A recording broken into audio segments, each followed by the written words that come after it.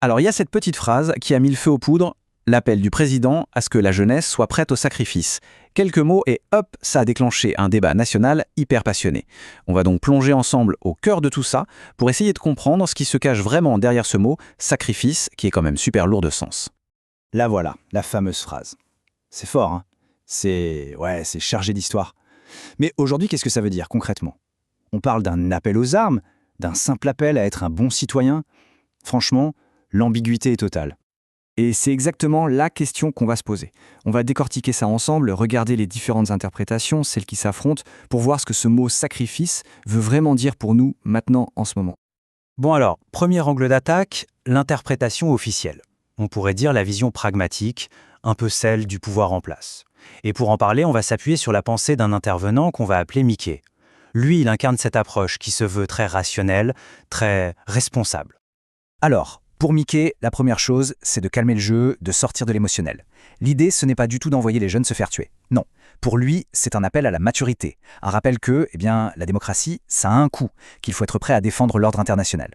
Il concède que ça peut sonner un peu hypocrite, bien sûr, mais il insiste. Un État, ça doit parler avec des grands principes, ça doit voir plus loin que les situations de chacun.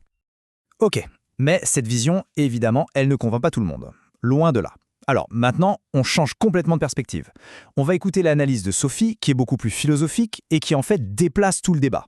Sa question, ce n'est pas qu'est-ce que le sacrifice, mais plutôt à quelles conditions et pourquoi est-ce qu'un sacrifice peut être légitime. Et ça commence par sa définition qui est super importante. Pour elle, le sacrifice, ce n'est pas un ordre qui vient d'en haut, ce n'est pas aller mourir pour nous, c'est tout autre chose, c'est un acte volontaire, un choix conscient de donner quelque chose de précieux pour sauver un bien encore plus grand, un bien commun. Et cette différence, elle est vraiment essentielle pour tout ce qui va suivre. Et là, c'est le cœur de son raisonnement. En gros, elle nous donne une sorte de checklist. Pour elle, il y a 3 conditions qui sont absolument pas négociables. S'il n'y a pas un but commun clair, que tout le monde comprend, s'il n'y a pas une confiance totale réciproque entre le peuple et ceux qui dirigent, et si l'effort n'est pas partagé équitablement, un appel au sacrifice, ça ne sera jamais vu comme un acte de solidarité. Ça sera juste perçu comme de la manipulation. C'est aussi simple que ça. Et cette phrase, elle résume tout en fait. Le courage d'un peuple ne se décrète pas, il se mérite. Ça veut dire quoi? Ça veut dire qu'on ne peut pas forcer les gens à vouloir se sacrifier.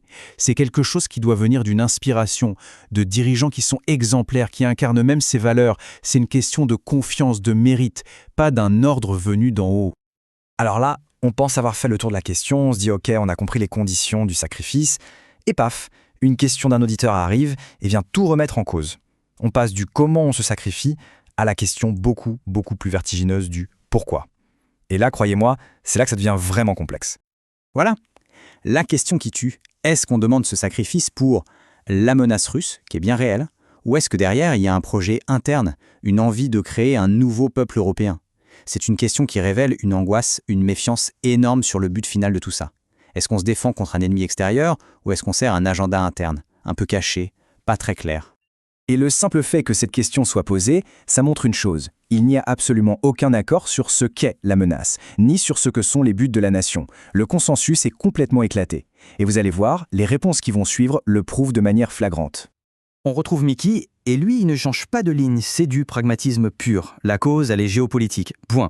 La Russie attaquée, elle a violé les règles. Fin de l'histoire. Pour lui, toutes les histoires de grands projets cachés, c'est du fantasme, de la mythologie politique. C'est simple, c'est factuel, et on ne cherche pas plus loin. Léon, un autre intervenant, a une vision radicalement différente. Lui, il comprend totalement l'inquiétude de l'auditeur. Il dit « Attention, ce malaise est réel. Le problème, ce n'est pas tant la Russie. Le vrai problème, c'est qu'on demande aux gens de se sacrifier pour un projet, l'Europe, dont ils ne voient plus le sens, ni la beauté, ni même la cohérence. On leur demande un effort énorme pour défendre un truc qui leur paraît abstrait, lointain. » Et puis on a François qui essaye de trouver un juste milieu. Il dit « Ok, les 2 points de vue ont une part de vérité. Oui, la menace russe existe, c'est un fait. Mais, en même temps, la critique d'une élite globalisée qui porte un projet un peu déconnecté des gens, elle est aussi légitime. » Et donc, pour lui, la seule vraie question, c'est, au final, ce sacrifice, il sert qui? Notre civilisation ou juste la machine bureaucratique qui prétend la représenter? Et c'est Sophie qui va revenir pour mettre tout ça en perspective, pour faire la synthèse de toutes ces opinions qui partent dans tous les sens. Et elle va poser un diagnostic final assez puissant. En gros, elle nous dit, le problème, ce n'est pas le mot sacrifice en lui-même. Le problème, c'est ce que ce débat révèle sur l'état de notre société. Regardez ce tableau. Il résume tout parfaitement. Pour qu'une nation accepte l'idée de sacrifice, historiquement, il fallait 3 choses solides. 1. Une menace claire que tout le monde voit. 2. Une identité collective forte dont on est fier. Et 3. Une confiance totale dans les dirigeants. Le problème aujourd'hui, c'est que ces 3 piliers ils sont fissurés de partout. La menace, on n'est pas d'accord dessus. L'identité, elle semble diluée. La confiance, elle est au plus bas.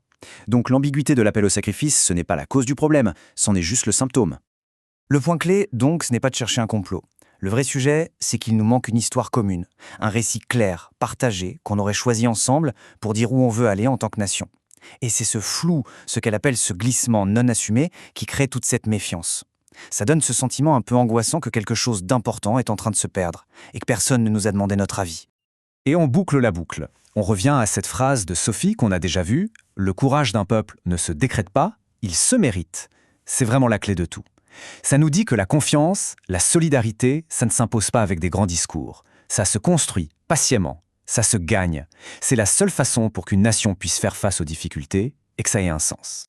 Donc, au bout du compte, on n'a pas de réponse toute faite. Mais cette discussion, elle pose la question qui est peut-être la seule qui vaille. Au-delà de la géopolitique, au-delà des projets des uns et des autres, un sacrifice ne peut avoir de sens que s'il s'inscrit dans une histoire plus grande, une histoire qu'on partage tous. Alors la question qui reste en suspens, c'est finalement celle-là. C'est quoi notre histoire commune aujourd'hui ?